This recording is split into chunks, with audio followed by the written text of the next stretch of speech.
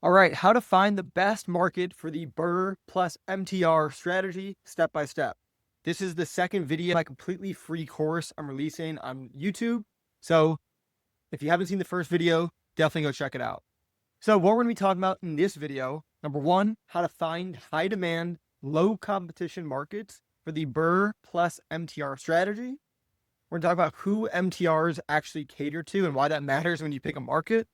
How to analyze supply and demand using actual real data, not just like top 10 lists that you see online.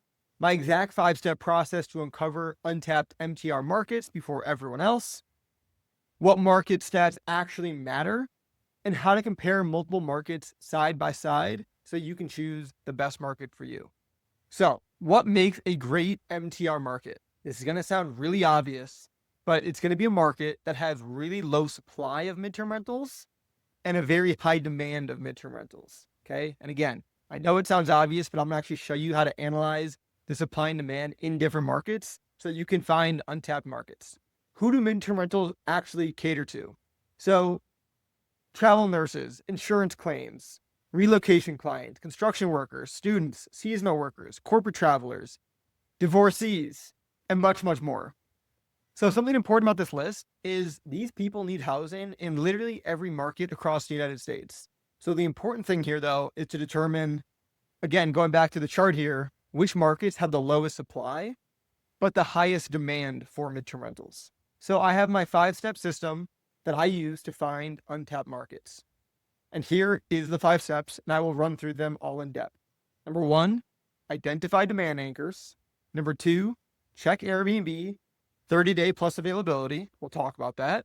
Number three, analyze Furnish Finder competition. Number four, look at job demand on Vivian. And number five, run Zillow rent versus mortgage map. And again, we're going to go through each of these step by step. So I asked ChatGPT how many cities are in the US, and it said that there's approximately 19,500 cities. So what I always like to say is, using the 5 steps I'm about to show you, I always recommend starting with the city you know, because out of these 19,500 cities, there are a lot of cities that are going to make a lot of sense. But what I recommend doing, instead of doing math on all 19,500 cities, just start with the cities you actually know that you're comfortable with and see if they check out on this 5-step framework. Also, a couple quick market stats that I personally care about is, number one, population size. I want it to be at least 50,000. Poverty rate, I want it to be below 25%. I don't want markets that are decreasing in population. And for infrastructure and development projects, I want them to be happening. I want the city to be building casinos, hotels, schools, road projects. I want them to be investing back in the city. Now, again, these are just market stats that I care about. Will midterm rentals work in cities that have a lower population, higher poverty rate, and a declining population? Absolutely. But just because it works there doesn't mean I want to invest there. Okay. I want cities that have something going on for them. So these are my stats. Feel free to make your own and make your own judgments. Okay. Number one, identify demand anchors. So what brings people to, and then insert whatever city you're investing in. Now, I'm not invested in Greenville, South Carolina. This is just for an example purpose, but what brings people to Greenville, South Carolina? Do a Google search. Use ChatGPT. It's really great. I'm sure you guys have used it. So this is what I personally look for. I want to know, are there major hospitals nearby? Are there major universities nearby? The long-term construction projects that are happening in the town or in the surrounding town, and the population. Okay, so those are easy things that you can ask ChatGPT and get pretty instant. Okay, number two, and probably the most important one when it comes to midterm rental success, is checking Airbnb 30 plus day availability. So I'm going to walk you through this, but here's what I do. I go to Airbnb. I type in my market, in this case, Greenville, South Carolina. I put filters. So I want an entire home for 30 plus nights starting in 3 to 7 days from now. And then I see how many available listings there are. If there's not that many listings, that's good. If there's a lot of listings, that's not good. And I'll show you a practical example of this. Okay, so here we are in Airbnb, and I'm going to put in, let's just say, October 13th to November 13th. I'm going to press on search. Okay, and then let me put some filters on. So I'm going to do entire home, let's just say we're looking at 3-bedroom properties to buy, put 1 bathroom. Okay. Now, obviously, I'm not a Greenville, South Carolina expert. I don't know every little city and suburb of Greenville. So let's just say we're zooming in to this area here. Okay. Let's pretend like this area, because I don't know Greenville. You guys might not know Greenville. But let's just say this is the main action of the town here. Well, if I have an Airbnb or a midterm rental, I only want a 30+ day stay. Right now, I'm competing with 20 other listings. Now, that is kind of a lot. But now let's see if we go from October 13th to December 13th. So now 2 months. Okay. Now in this area, there are 14 listings available. So that is a good amount less. One other thing I like to put on is guest count. So specifically the pets. So you'll see we had 14 listings before. Now that we put on that we have a pet, there's only 10 listings now that would work for a family looking for these dates. So in other words, you have 10 other homes that you're competing against if you're in this market. Now also, you'll see that this home here is listed for $27,000 a month. They're not even in the competition. So now instead of 10, we really have 9. This one has a terrible rating. So now we're at 8. This one, not great. This one's brand new. This one looks brand new as well. So this one doesn't have great ratings. So in short of it, there's not that much competition if you're looking in this area of Greenville, South Carolina.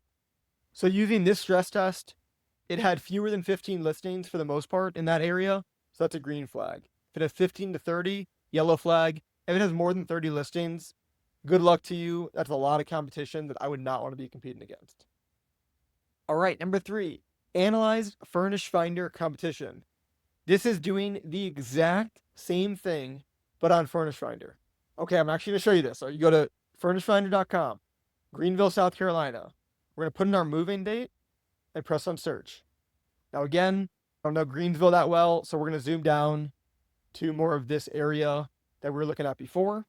We're going to put some filters on.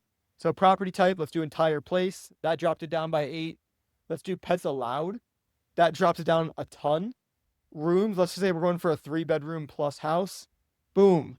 Now we're down to 13 competitors in this market. So you can see this one's available. This one's not available till November, December, November. So in other words, we do not have a lot of competition on Furnish Finder, which again is a good thing to see. So going back here, there are fewer than 15 listings. That's a green flag. Again, same flags for yellow and red. And then also too, I kind of showed you this with the Airbnb side, but check for the quality. If people have terrible pictures, ugly properties, bad reviews, you're not really going to be competing against them, especially if your property has good reviews, which I hope it does. All right, next, I use a site called Vivian.com to gauge healthcare demand and healthcare pay. Okay, so go to Vivian.com. You have to create an account. It's free. You just sign up like you do with anything else. And you're going to press on Browse Jobs. From here, you're going to press on where you see Start a New Search. Click this button here, back click, and then X out. That way it shows all disciplines and specialties. And then for location, here's where we're going to put in our city, Greenville, South Carolina, and press on Done. Then what we're going to do is we're going to press on View Matches. Now, this one has 345 matches. You can see travel contracts. So we're going to click on that. Okay. And then as we scroll down, we're going to see the different jobs and the different pay. Now, it'll also show where the location is. So this one's Greenville Memorial Hospital. So when you're looking at a market, you're going to want to know, okay, where's the hospital in relation to where I'm looking for houses?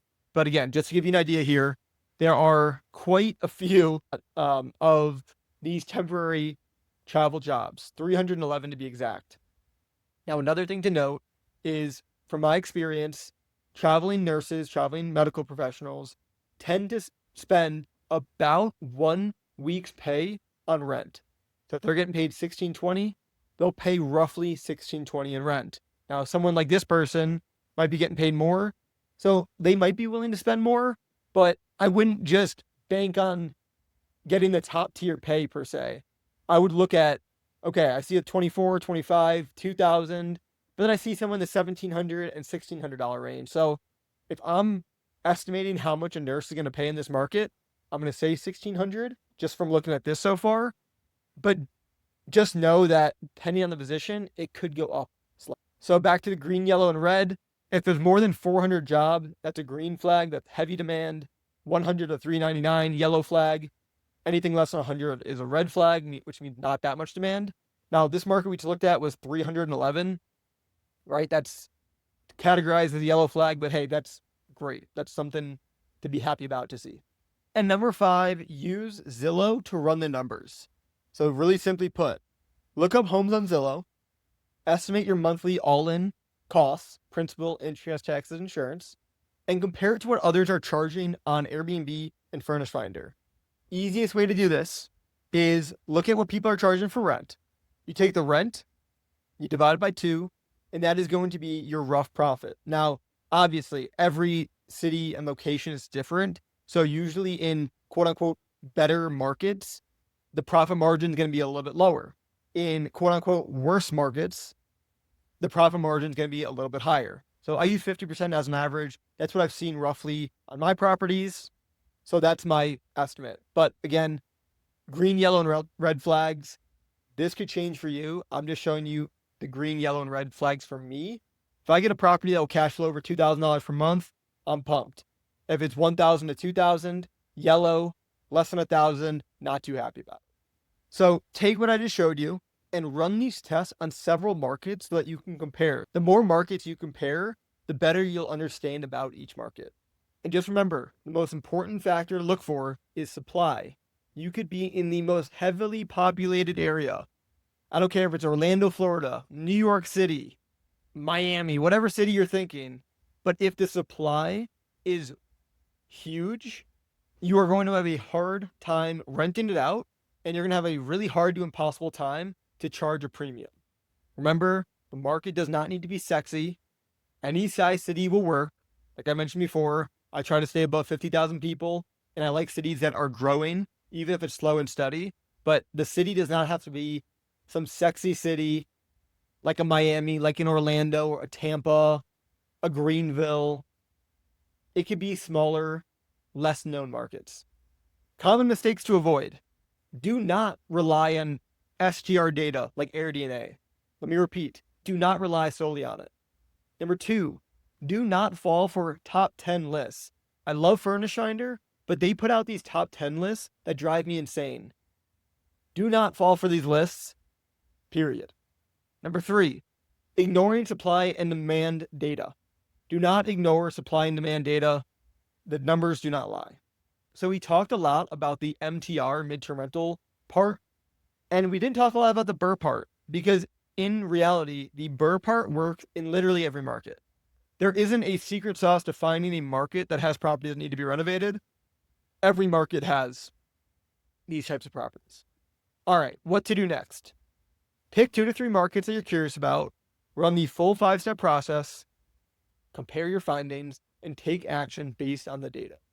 Remember, there's no magical market. If the data is there, do not overthink it.